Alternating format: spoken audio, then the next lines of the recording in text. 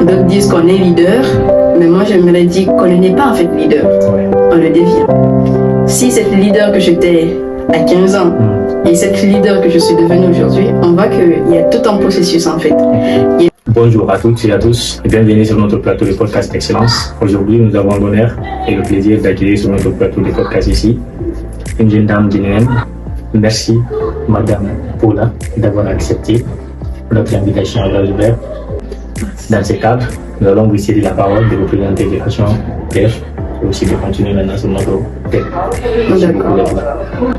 Merci beaucoup, Monsieur Diar. C'est d'ailleurs un honneur qui m'est accordé d'être aujourd'hui à ce podcast que j'apprécie énormément. C'est innovant. Bien, je suis Paula Delphine Tokba-Collier. Je suis étudiante à HEC, qui veut dire Hautes Études de Commerce. Donc, j'étudie l'économie et aussi la finance. Je suis guinéenne et très petite, j'ai embrassé la vie associative qui m'a d'ailleurs conduit aujourd'hui à ce podcast. Donc, c'est un peu ça. Mon parcours n'est pas assez teinté, mais je peux juste dire que je suis Paula et je suis vraiment ravie d'être là aujourd'hui. Merci beaucoup Paula d'avoir accepté encore une fois de plus notre invitation. Notre thème est la suivante: la vie associative, son importance, son impact donc sur la réussite académique. Et premièrement, vous pouvez nous faire une brève historique concernant votre engagement dans les causes communes, ce qui est la vie associative. D'accord. Pourquoi et comment?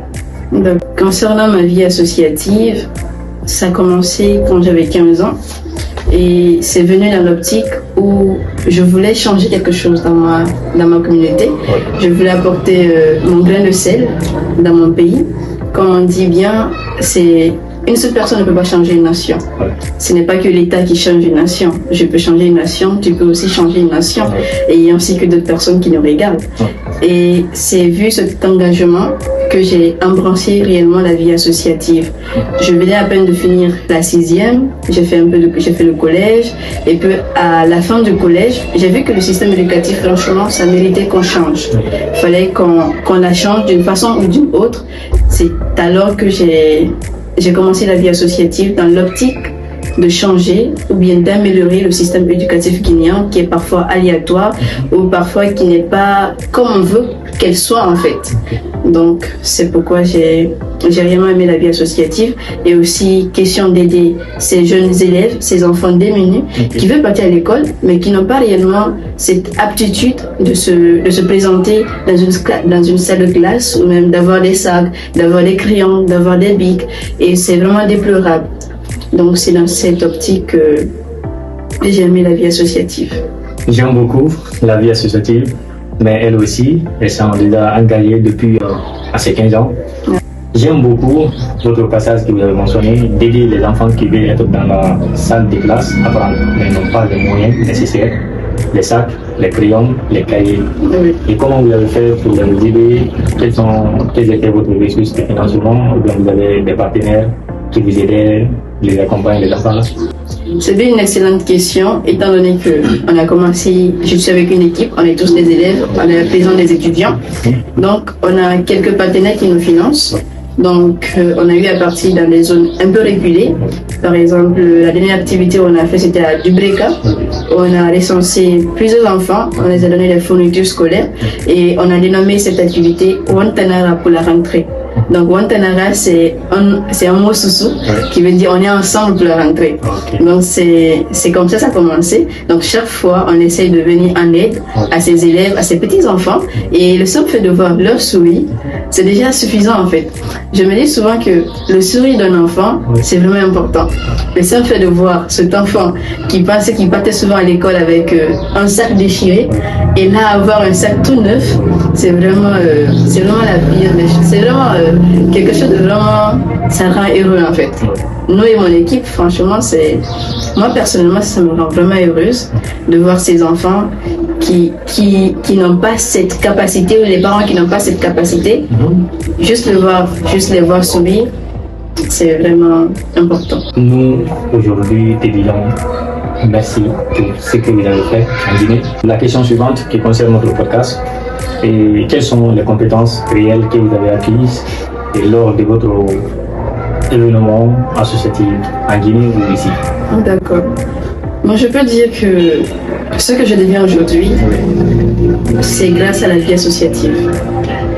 On dit souvent que d'autres disent qu'on est leader, mais moi, j'aimerais dire qu'on n'est pas en fait leader.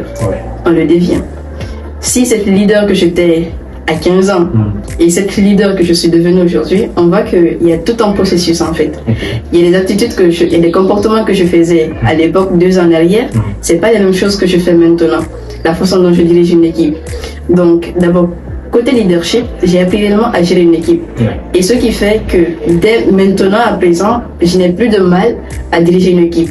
Parce que le simple fait de diriger une équipe, tu vois déjà, tu commences à cerner en fait les personnes, tu commences à savoir telle personne est colérique, telle personne est gentille, telle personne est ci, telle personne est ça. Donc tu vas comprendre réellement ce que c'est l'humain.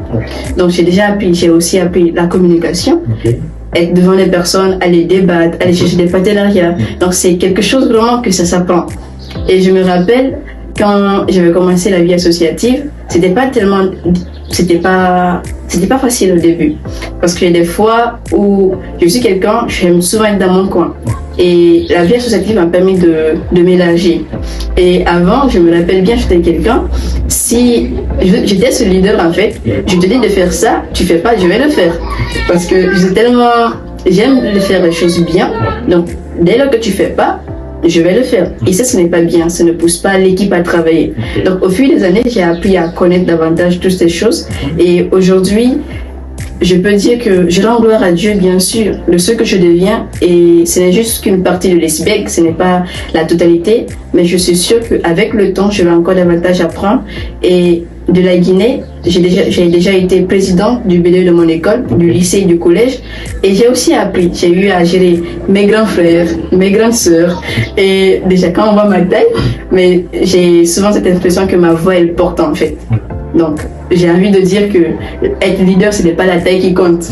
Donc, j'ai aussi appris à gérer les personnes plus grandes que moi, avec le respect, avec la politesse, et aussi, parce que quand on est leader, on gère tout le monde. Et il ne faudrait pas qu'on soit un leader impoli. Donc ça aussi, j'ai appris le respect dans ce sens. Et arrivé ici au Maroc, quand je venais au Maroc, j'ai dit que non, je ne fais rien. Je vais rentrer dans aucune association parce que j'étais vraiment fatiguée. Et là, maintenant, je gère mon ONG à distance.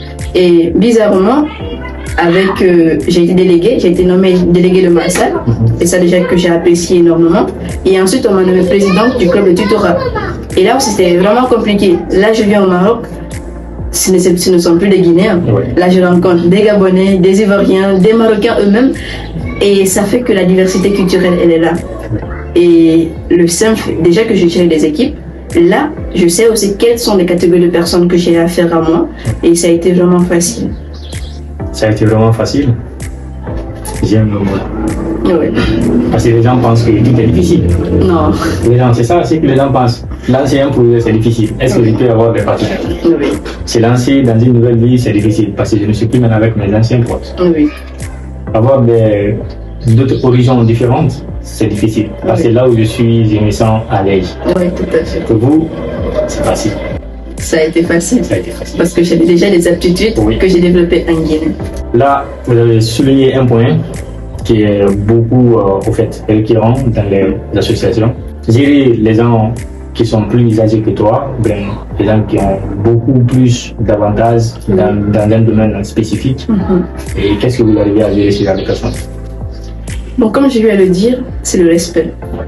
Tu sais, quand par exemple on est petit ou petite, et qu'on a en face de soi une grande personne, la grande personne va toujours vouloir dire non, c'est un enfant et la personne va me commander. Dans ce genre de situation, il faut vraiment faire bas la terre.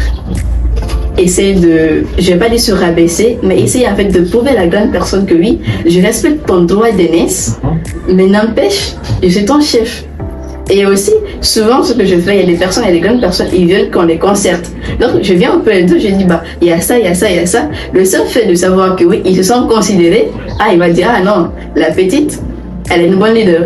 Parce que là, elle me respecte. Donc c'est comme ça que je parviens à aborder ou bien à tirer en fait ces grandes personnes vers mon leadership. Et tu vas voir, à la fin, on devient amis. Ils deviennent parfois même des aînés, des conseillers, mais tout en respectant en fait mon autorité. Et là, c'est ça en fait.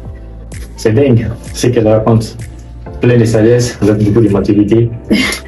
Pourquoi il y a autant des hommes leaders que des femmes leaders? Oui, il y a autant d'hommes leaders que de femmes leaders. Mais j'aimerais bien te dire que c'est là en train de changer. Oui. Quand tu pars actuellement en Guinée, j'ai beaucoup d'amis, elles sont actuellement leaders dans beaucoup de choses. J'ai envie de dire que la donne est en train de changer. Okay. On n'est plus dans cette génération d'hommes-mères qui étaient parfois femmes au foyer, mais là, on voit des femmes ou des filles qui se lèvent très tôt, qui sont en train d'impacter la vie. Et ça, on se rend compte dans 3 ans ou dans 5 ans, franchement, j'ai envie de dire qu'il va y avoir beaucoup plus de femmes leaders. Parce que les femmes ne se limitent plus juste à la casserole, à la cuisine. Chaque femme se lève pour étudier, pour se donner à fond, pour aller dans ses projets. Et ça change. Donc, c'est vrai que maintenant, il y a beaucoup plus d'hommes leaders. Mais dans les années à venir, dans 3 ans, je te promets qu'il va y avoir des milliers de femmes leaders. Et là, on est déçus. Merci beaucoup. Merci. J'aime entendre ce genre de mots. À titre d'exemple, le master que nous sommes en train de fréquenter aujourd'hui, quand on regarde le nombre et on fait la répartition, nous sommes très minoritaires. Très minoritaires. Alors que c'est des masters qui nous sommes censés de prendre des décisions à la place de milliers, de millions de personnes dans les jours à venir. Parce qu'une décision politique peut coûter la vie des milliers. Exactement. Oui. Donc imagine, si on n'arrive pas maintenant à faire mieux que les femmes là, ou bien mieux que... et c'est... Tu vois, ça va faire vraiment quelque chose de bouleversant. Oui, ça. Alors, c'est réel. J'aime beaucoup que les filles stylent bien. Oui. J'aime beaucoup que les filles, vraiment, au-delà de leur beauté, au-delà de leur corps, au-delà de leur... Vraiment, que nous avons collé dans leur dos, dire qu'il y a une femme au foyer, une femme. Oui. De sortir maintenant dans cette mentalité, de dire que oui, moi, c'est possible. Oui, c'est possible. C'est possible. C'est facile, je peux le faire. Oui, tout à fait. Vraiment. Est-ce que vous avez un message à passer pour les filles qui pensent uniquement à leur beauté, à leur corps, à leur taille? De quoi? Moi, j'ai juste envie de dire que une femme, disons que c'est la pierre angulaire de l'univers. On porte la vie, on porte une force. En fait, la femme, vraiment, elle est réellement importante. Donc, j'ai envie de dire à toutes ces femmes ou à toutes ces jeunes filles qui sont peut-être parfois dans l'ombre ou qui se sous-estiment pour dire que non, je suis une femme, d'arrêter ça. Une femme, ça mérite d'abord d'être excellente. Tu vois, quand tu veux mériter le respect, il faut d'abord être excellent dans ce que tu fais. C'est vrai, la beauté, elle est importante. Mais à côté de cette beauté, imagine tu es belle, tu es ravissante, tu es intelligente en plus, ben, ça t'ouvre les portes en fait. Je veux dire qu'on a une facilité, plus que d'ailleurs les hommes. Parce que aujourd'hui, dès que tu es belle, tu t'exprimes bien, tu es intelligente, mais franchement, tu vas aller. La porte s'ouvre immédiatement. Donc c'est beaucoup de courage, beaucoup de résilience et surtout de croire en soi. La croyance surtout en soi, d'avoir l'estime de soi, de s'aimer et se dire que oui, je peux le faire. Il y a beaucoup de femmes qui l'ont fait, on va aussi le faire. Et on peut faire bien au-delà de ça. Donc c'est juste ce que je peux dire à cette femme ou à cette fille qui doute ou qui se surestime peut-être. Donc de lever la cape plus haut.